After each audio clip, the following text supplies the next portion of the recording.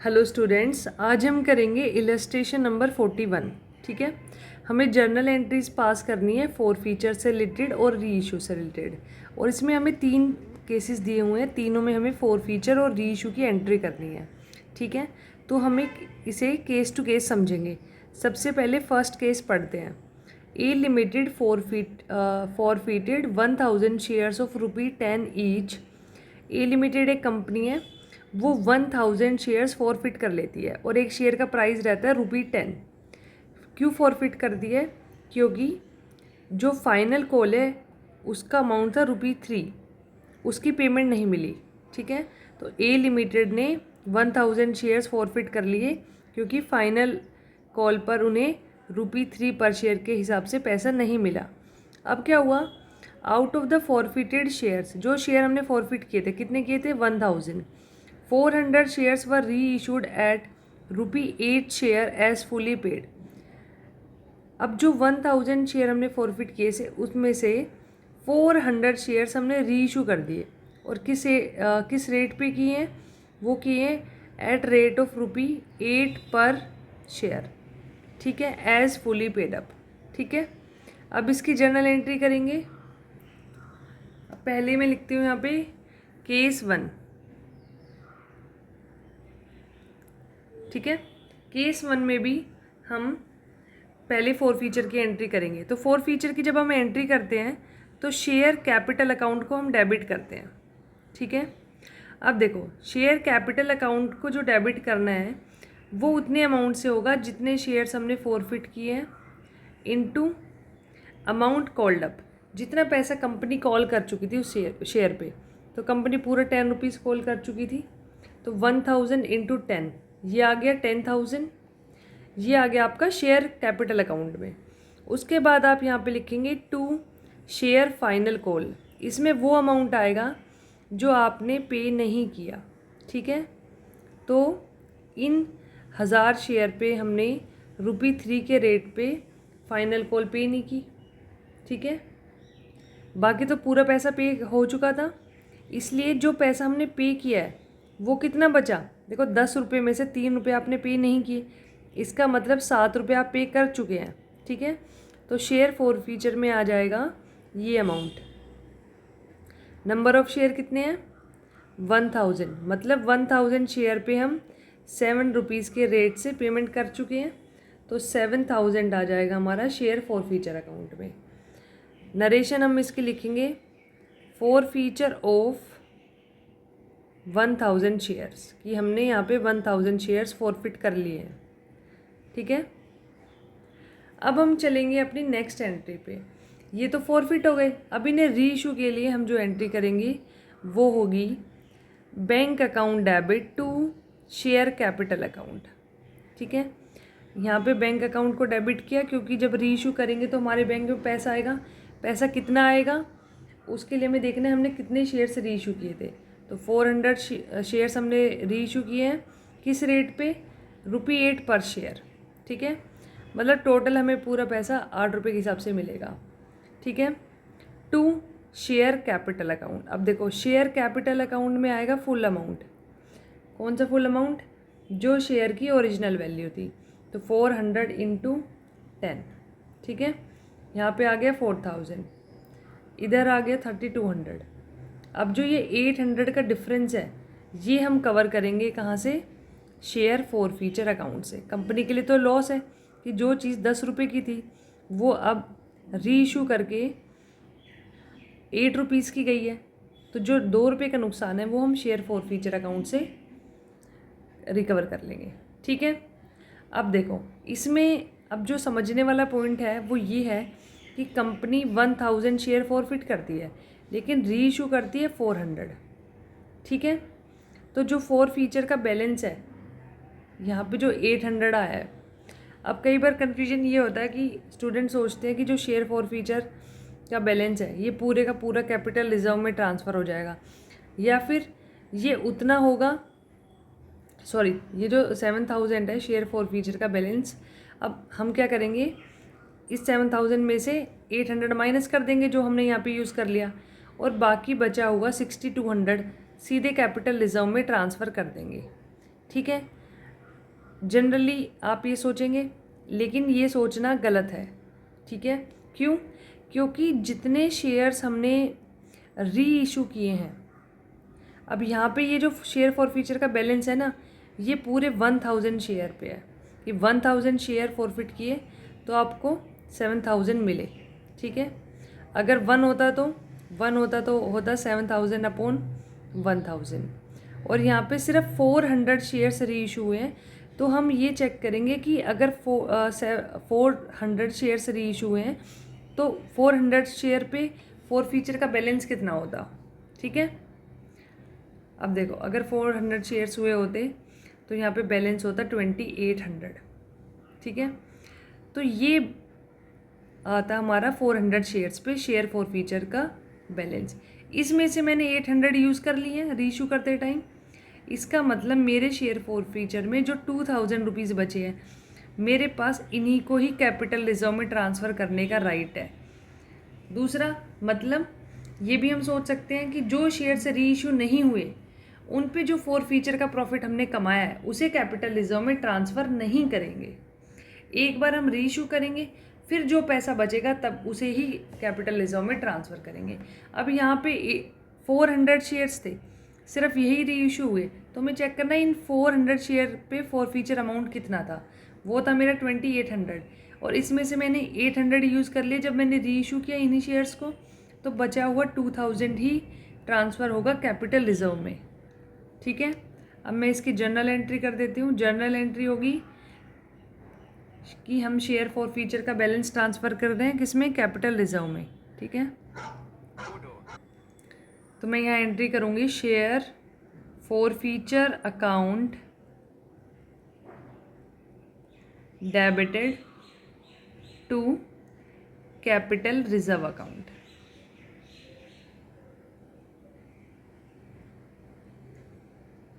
Amount आएगा 2000। इसकी narration आप लिखोगे gain on reissue transfer to capital reserve account, ठीक है। अब देखो, जब आपके एग्ज़ाम में ये क्वेश्चन आएगा तब आपको ये जो अमाउंट है 2000, ये आपने कैसे कैलकुलेट किया, रफ में तो मैंने आपको समझा दिया, लेकिन आपको प्रॉपर जिस तरीके से लिखना है वो मैं एक बार बता देती हूँ वर्किंग नोट में, ठीक है। तो अब वर्किंग नोट्स करके मेंशन करेंगे, और यहाँ पे स्टार बना सकते हैं या फिर नोट नंबर 1 करके कुछ भी डाल सकते हैं ऐसे, ठीक है, ताकि टीचर आपके वर्किंग नोट्स को रेफ़र करे और समझे कि आपने ये क्या किया है, ठीक है। सबसे पहले मैं यहाँ लिखूँगी फॉरफिटेड अमाउंट ऑन 1000 शेयर, कि जो मैंने 1000 शेयर फॉरफिट किए हैं उस पे मुझे कितना अमाउंट मिला है, वो कितना है 7000। अब मैं यहाँ से कैलकुलेट करूँगी फॉरफिटेड अमाउंट। अगर 1000 शेयर को फॉरफिट करने पे 7000 रुपये मिले हैं, तो 400 शेयर को फॉरफिट करने पे कितना मिलेगा, ये हमें निकालना है। उससे पहले मैं आपसे पूछती हूँ, अगर आप 1000 शेयर फॉरफिट करने पे 7000 मिल रहे हैं, तो 1 करने पे 7000 अपॉन 1000, और 400 करने पे 7000 अपॉन 1000 इंटू 400। समझ में आ गया, ठीक है। कितना आया ये अमाउंट, ये अमाउंट आया आपका 2800, ठीक है। इसके बाद इसमें से आपने माइनस कर दिया जो आपका लॉस हुआ। कैसा लॉस, जो आपने री इशू किए हैं 400 shares at the rate of ₹2, मतलब 400 शेयर पे आपने 2 रुपये का डिस्काउंट दिया है, क्योंकि 400 शेयर को आपने 10 रुपये की जगह 8 रुपीज़ में इशू किया है, ठीक है। तो जो ये लॉस के 2 रुपये हैं इन्हें माइनस करेंगे, तो यहाँ पे 800 माइनस हो जाएगा, तो आपके पास बचेगा 2000। इसे हम ट्रांसफ़र कर देंगे कैपिटल रिजर्व में, ठीक है। एक बात और बता देती हूँ मैं आपको, ये 400 शेयर पे अमाउंट है 2800, तो बाकी 600 पे कितना बचा, अगर आप माइनस करेंगे तो 4200, ठीक है। ये जो 4200 अमाउंट है, ये इसका कुछ नहीं करना, जब तक कि ये बाकी बचे हुए हमारे 600 शेयर्स री इशू ना हो तब तक ये ऐसे ही रहेगा, ठीक है। जब ये 600 शेयर्स री इशू हो जाएंगे उसके बाद अगर इसमें कुछ बचता है तभी हम इसे आगे ट्रांसफ़र करेंगे कैपिटल रिजर्व में, ठीक है। तो ऐसे आपको अपनी वर्किंग नोट्स दिखाने हैं। ये हो गया हमारा केस नंबर 1 कंप्लीट, ठीक है। अब हम केस नंबर 2 पर चलते हैं। B limited forfeited 2000 shares of ₹10 each fully called up for non-payment of first call of ₹2 per share and final call of ₹2 per share। B limited है, उसके हम 2000 शेयर्स फॉरफिट कर लेते हैं। सॉरी, बी लिमिटेड एक कंपनी है, वो 2000 shares forfeit कर लेती है, ठीक है। फुली कॉल्ड अप है, मतलब पूरे 10 रुपीज़ कंपनी कॉल कर चुकी थी। किस लिए? क्योंकि पेमेंट नहीं मिली फर्स्ट कॉल की जिसका प्राइस है ₹2 पर शेयर और फाइनल कॉल जिसका प्राइस है ₹2 per share. All of these shares were reissued as fully paid for ₹8 per share. और कंपनी ने क्या किया, जो ये शेयर्स थे इन्हें री इशू कर दिया, पूरे शेयर्स 2000 के 2000, ठीक है। पिछले केस में क्या था, 1000 फॉरफिट किए थे लेकिन री इशू 400 हुए थे, ठीक है। कितने रेट पे? ₹8 पर शेयर, ठीक है। तो ये भी इजी क्वेश्चन है। हम यहाँ पे लिखेंगे केस 2, ठीक है। केस 2 की फर्स्ट एंट्री होगी शेयर फॉरफीचर से रिलेटेड, ठीक है। तो यहाँ पे हम क्या करेंगे, शेयर कैपिटल अकाउंट को डेबिट करेंगे। शेयर कैपिटल अकाउंट को डेबिट करेंगे हम, देखो 2000 शेयर्स हमने फॉरफिट किए हैं और अभी तक कॉल्ड अप अमाउंट है 10, तो टोटल 20,000 से शेयर कैपिटल अकाउंट को डेबिट कर दिया, ठीक है। फिर जो अमाउंट हमें रिसीव नहीं हुआ उसे क्रेडिट करेंगे। जैसे हमें फ़र्स्ट कॉल रिसीव नहीं हुई है, फ़र्स्ट कॉल हमें 2000 शेयर्स पे रिसीव नहीं हुई है, किस रेट पे? ₹2 पर शेयर। तो टोटल 4000 रुपीज़ मुझे अपनी फ़र्स्ट कॉल पे रिसीव नहीं हुए। फिर फाइनल कॉल पे भी हमें ₹2 रिसीव नहीं हुए हैं, लेकिन एक शेयर पे नहीं, 2000 शेयर पे। तो 2000 इंटू 2, टोटल 4000 रुपीज़ ऐसे हैं जो मैंने फाइनल कॉल पे रिसीव नहीं किए। और यहाँ पे लिखेंगे हम 2 शेयर फॉरफीचर अकाउंट। बाकी पैसे इन 2000 शेयर होल्डर से हमें मिल चुके हैं जिन्हें मैं अब फॉरफिट कर लूँगी, ठीक है। तो देखो 10 रुपीज़ का शेयर है जिस पे आपने 2 रुपीज़ की फर्स्ट कॉल नहीं दी, 2 की फाइनल कॉल नहीं दी, मतलब कितना बचा? 6 रुपीज़, ये आप दे चुके हो। तो 2000 इंटू 6, ये हो गया 12,000। इतने पैसे आपके फॉरफिट हो गए, ठीक है। समझ में आया? नरेशन आप इसकी लिखेंगे, फॉरफीचर ऑफ 2000 शेयर्स,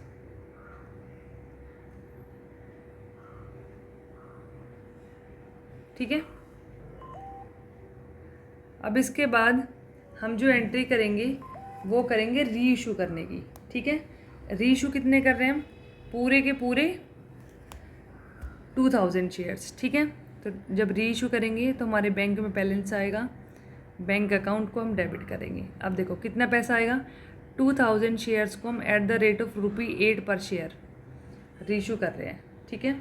तो 8 2 जा 16, 16,000 हमारे बैंक में आएगा। शेयर कैपिटल अकाउंट में आएगा 2000 शेयर पे 2000 शेयर इंटू 10, ठीक है। तो ये हो गया 20,000। अब जो 4000 का लॉस हो गया हमें, वो हम कहाँ से रिकवर करेंगे? शेयर फॉरफीचर से, ठीक है। तो मैं शेयर फॉरफीचर अकाउंट को डेबिट करूँगी 4000 से, ठीक है। अब मुझे क्या करना है, अब यहाँ पे जो केस है वो है कि फॉरफिट कर लिए हमने 2000 शेयर, री इशू भी 2000 कर लिए, ठीक है। अब जब हमने 2000 शेयर फॉरफिट किए थे तो उस पर हमें 12,000 मिले थे शेयर फॉरफीचर में। अभी 12,000 में से हम 4,000 यूज़ कर चुके हैं, तो बाकी कितना बच गया? 8,000। इस 8,000 को हम ट्रांसफ़र कर देंगे कैपिटल रिजर्व अकाउंट में, ठीक है। तो मैं यहाँ लिखूँगी share forfeiture account debited to capital reserve account.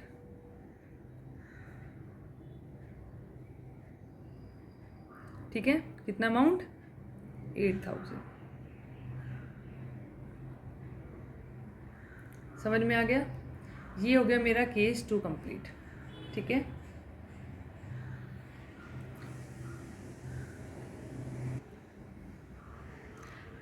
C limited forfeited 3000 shares of ₹10 each fully called up. सी लिमिटेड क्या करती है? 3000 शेयर फॉरफिट कर लेती है। ठीक है, for non payment of allotment money of ₹3 पर शेयर। सी लिमिटेड को अलॉटमेंट मनी रिसीव नहीं होता ₹3 पर शेयर, फर्स्ट कॉल भी रिसीव नहीं होता ₹2 पर शेयर, और फाइनल कॉल भी रिसीव नहीं होता 2 per share. 2000 of these shares were reissued as fully paid up at the maximum rate of discount allowed by the law। ठीक है, इन्होंने बोला है कि जो इनमें से 2000 शेयर्स हैं उन्हें हम रीइशू कर देंगे, और मैक्सिमम डिस्काउंट जितना हमें अलाउ किया गया है, जो एक्ट में लिखा है, उतना हम कर सकते हैं। तो इसमें 2 चीज़ें आपको समझनी पड़ेगी कि लॉ में कितना डिस्काउंट लिखा गया है जो आपको मतलब जो आप दे सकते हो रीइशू के टाइम पे। ठीक है, और दूसरी बात क्या होगी कि यहाँ पे जो हम रीइशू कर रहे हैं वो सारे शेयर्स नहीं कर रहे जितने फॉरफिट कर रहे हैं, सिर्फ 2000 कर रहे हैं। ठीक है, चलो सबसे पहले तो फॉरफीचर करने की एंट्री करेंगे। तो यहाँ पे मैं शेयर कैपिटल अकाउंट को डेबिट करूँगी। ठीक है, शेयर कैपिटल अकाउंट को डेबिट करेंगे, number of shares forfeited that is 3000 shares into called up amount. Called up amount है ₹10 पर शेयर। ठीक है, टोटल हो गया 30,000। उसके बाद जो पैसा में रिसीव नहीं हुआ वो है 2 शेयर अलॉटमेंट अकाउंट, उन्हें हम क्रेडिट करेंगे। फिर है share first call, 2 share final call account. ठीक है, अब इनका अमाउंट लिखेंगे। 3000 शेयर्स पे हमें एट द रेट ऑफ ₹3 पर शेयर एप्लीकेशन मनी रिसीव नहीं हुई। फर्स्ट कॉल 3000 शेयर पे at the rate of ₹2 per share 6000। Final call 3000 share पे at the rate of ₹2 per share 6000। ठीक है, ये तो वो पैसा है जो हमें रिसीव नहीं हुआ। जो रिसीव हो चुका है हमें उसे हम फॉरफिट कर लेंगे, तो वो हमारे फॉरफीचर अकाउंट में आएगा। वो अमाउंट होगी 3000 शेयर पे जो पैसा हमने पे किया है। अब देखो 10 रुपीज़ का शेयर है, उसमें से आपने 3 रुपीज़ अलॉटमेंट पे नहीं किए, 2 रुपीज़ फर्स्ट कॉल पे, 2 रुपीज़ फाइनल कॉल पे, तो 10 माइनस 7 कितना बचा? 3। इसका मतलब सिर्फ आपने 3 रुपीज़ पे किया अभी तक। तो 3000 इंटू 3 कितना हो गया? 9000। ठीक है, और यहाँ पे आप लिखेंगे forfeiture of 9000 shares, sorry 3000 shares. ठीक है, अब हम करेंगे रीइशू। अब रीइशू करते टाइम हमें मैक्सिमम डिस्काउंट देना है जो हम दे सकते हैं।